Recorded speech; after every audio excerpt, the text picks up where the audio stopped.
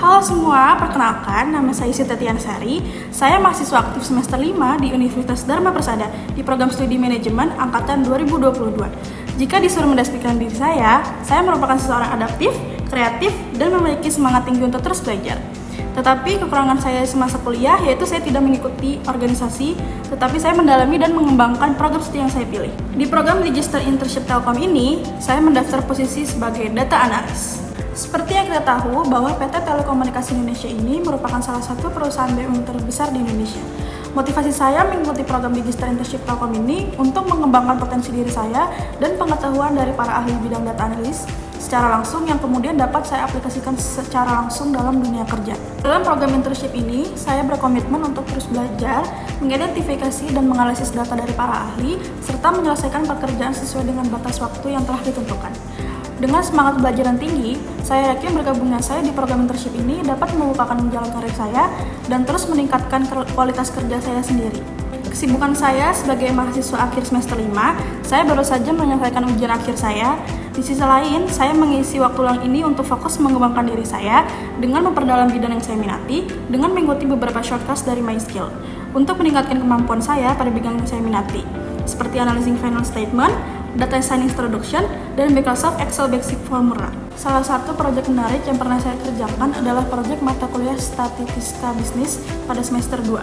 Saya dan 8 rekan kerja saya diberikan tugas akhir untuk berpartisipasi dalam proyek penilaian data penduduk dan produk domestik regional bruto atau PDRB yang melibatkan analisis jumlah penduduk, PDRB ADHB, dan PDRB ADHK per kabupaten kota. Proyek ini memakan waktu 1 bulan saya dan 8 rekan saya sebagai staf analisis statistik yang bertanggung jawab untuk memasukkan dan menganalisis data populasi dan PDRB dari tahun 2013 hingga 2022.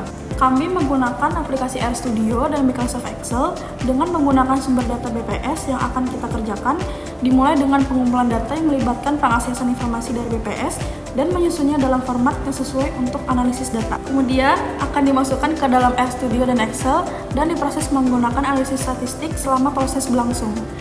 Kami menemui kendala seperti kesalahan entry data oleh kelompok lain dan waktu kerja yang relatif singkat, sehingga membuat kami merasa terburu-buru.